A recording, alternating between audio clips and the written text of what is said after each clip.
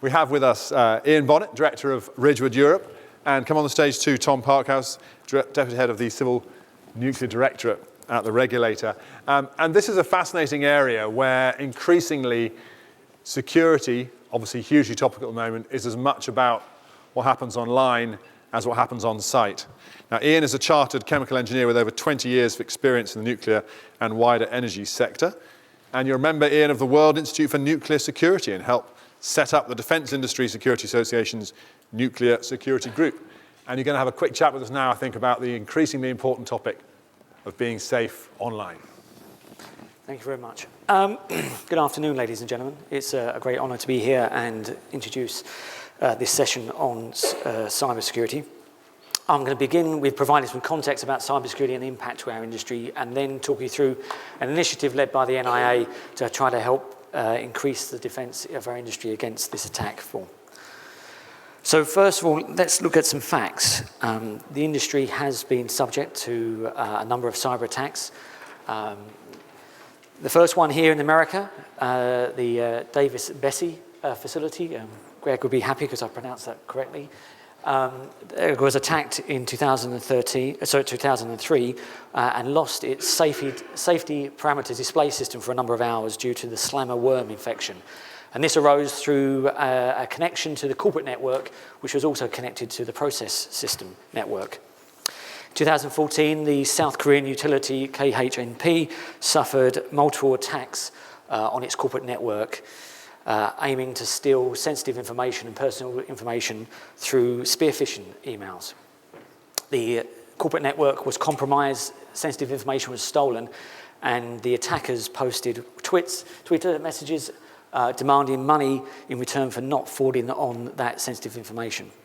And then finally, to bring it home here, just 2 weeks ago, Chancellor Osborne, at a speech at GCHQ, warned that the terrorist group IS is planning to hack UK national infrastructure in the bid to kill people. GCHQ is apparently reported to monitor 450 companies here in the UK operating in the energy, water supply and defence sector. And as a result, the Chancellor has increased spending for cybersecurity to 1.9 billion to 2020, making total spend of 3.2 billion. To provide some further context, I thought it'd be useful just to provide a landscape of what we're talking about. So as the two previous examples illustrate, both sensitive nuclear information and systems that control plant and equipment are at risk. Here in the UK, we have 31 regulated sites, which corresponds to over 1,000 operational technology systems. These are systems that control functions such as heating and ventilation, communications, security, environmental monitoring, and operational systems. The UK is fortunate, though, in its position of using segregated hardwired safety systems, which provide a significant defence in depth from this form of attack, though.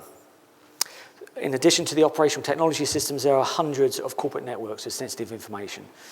And a key point about security and opposed to safety is that the assets at risk also reside in the supply chain, with sensitive nuclear information being shared with hundreds of companies here in the UK. And as we heard much about today, a distinct aspect of our current situation is with nuclear new build, the arrival and accommodation of foreign companies coming to the UK, which won't be used to our processes and interested in different aspects. At the start of this year, the Cyber Emergency Response Team, CERT UK, published a white paper regarding the risks associated with cybersecurity in the supply chain, which summarised in saying we will only be as strong as our weakest member. So to put some names to faces, I thought it would be useful just to clarify and remind ourselves of the threat actors, and there are many, from state-backed espionage aiming to gain capability to disrupt another nation-state's critical national infrastructure, to anti-nuclear activists, to deadly terrorists aiming to disrupt and sabotage plant or steal material for a dirty bomb. A more worrying trend in the latest McAfee report has shown that there's an emergence of cyber criminals exploiting vulnerabilities in critical national infrastructure, aiming to sell this direct access on to third parties. Earlier this year, the Centre for Protection of National Infrastructure, CPNI, approached the NIA to ask about what it was doing to support the industry to combat this rising threat. And this led to an initial paper which called for a number of workshops with invited members from across the industry and cyber experts to review the situation. The first workshop identified the key priorities for the industry face, and the second was to devise a strategy. And these workshops were held in September and November, and I'd like to take a personal thanks to all of those organisations listed here today that took part. But we are keen to engage more with the industry, in particular with other licensees and the new build developers. So the workshop in number one, workshop identified three main areas. We looked at many aspects of the industry and cyber security and identified these three as the priority issues facing us at the moment. The first one is regarding threat intelligence. The foundation for any risk-based approach is understanding what is at risk, the magnitude of the risk and how it could manifest itself. And this knowledge is achieved by asset owners evaluating the intelligence of the threats they face and the vulnerabilities that could be exploited. And the sharing of accurate and up-to-date threat intelligence across the industry is a challenge for a number of reasons. Firstly, cyber threats and vulnerabilities change very quickly and often very specific to certain architecture or equipment, which means translating that to affected parties quickly can be hard. Secondly, the need for industry itself to acquire its own threat intelligence rather than simply relying on the government is a developing concept, which means that some of us in the industry that aren't aware of this or even how to do so. The information itself is sensitive as it can be used to undermine security posture. So the information needs to be shared with trusted parties that will act upon it responsibly. And finally, threat intelligence needs to be translated and tailored for the receiving party to act on it responsibly. The threat profile for a licensed site is very different from that of the design contractor of Birchwood Park. Secondly, the industry is undergoing a change. We are transitioning through an evolutionary period of moving from prescriptive to goal-setting security regulation to ultimately mirror that of the safety regulation side. And we're starting to see contracting authorities, these licensees, starting to change and develop new approaches to security. And while this leads to appropriate allocation, responsibility and accountability for security, it does raise a number of issues that need to be worked through. Working independently risks cost inefficiencies, the risk that minimum standards may not be met, or conversely, that inappropriate ratcheting of security may happen. Divergence will lead to increase in the supply chain, increased risk that potential breach in the supply chain will work into different standards and systems, or the inability for the supply chain to react. And finally, an inconsistency to how organisations react, interact, and respond to breaches may lead to delays in recovery and exposing the wider industry. The third one is kind of interesting. When we talk to our cyber fellows, they've never heard of SWEP before, but what the issue here is recognising the need for SWEP cyber competency. And this competency needs to be constantly learning and working within the field to keep up with the rapidly changing nature of cyber security. Our industry is not alone in needing this resource. And it's good news to hear that the government is launching a new cyber skills programme. And in fact, there's a clash right now today at a launch event over in Westminster. But the civil nuclear industry needs to recognise this current shortfall in resource and also how attractive it is to this resource. Comparatively well-resourced other industries, such as finance, have failed to build and maintain in-house capability, relying more and more on service providers. So how can the civil nuclear industry interact itself with the cyber industry to make sure it works efficiently and effectively to provide access to long-term sustainable competency? In workshop 2, the conclusions were clear. There's going to be considerable work and resource needed to address these challenges.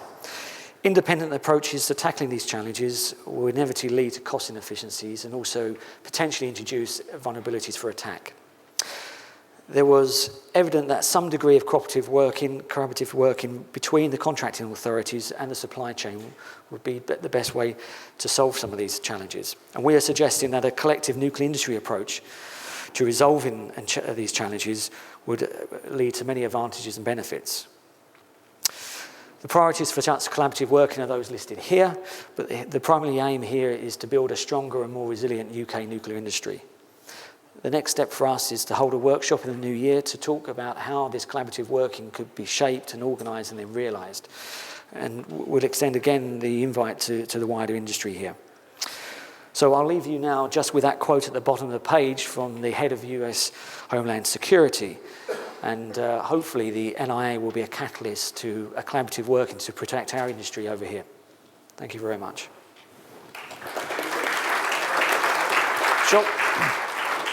Thank you, Ian. And as Ian joins, let me introduce you to Tom Parkhouse, who you may know from the ONR, the Office of Nuclear Regulation. He's Deputy Head of the Civil Nuclear Security Directorate. Done all kinds of things in this field in your life, but including as a member of the Royal Air Force Police in the past. Is that right? Mm. So you're good at checking up on stuff. Investigating, yeah. Investigating.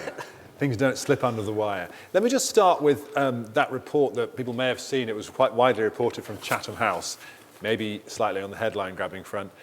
They said that nuclear power plants around the world are at serious risk of cyber attack. They described most control systems as, in quotes, insecure by design. I mean, do you think there's anything in that, or is that a little bit headline-grabbing, or is this it's always hard to tell with cyber whether clearly everyone's at risk of attack, but is it a big open door that we need to fix?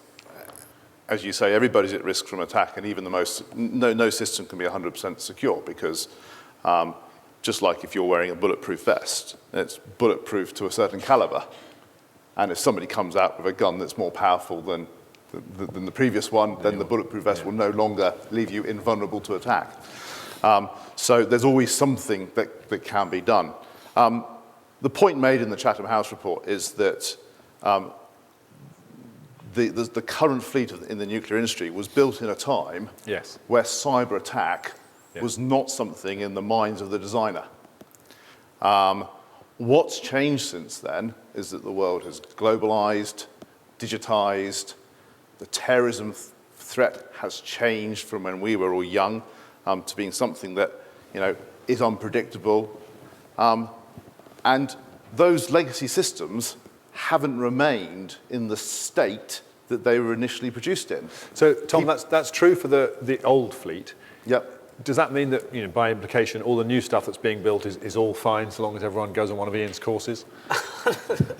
The new stuff can be, yes.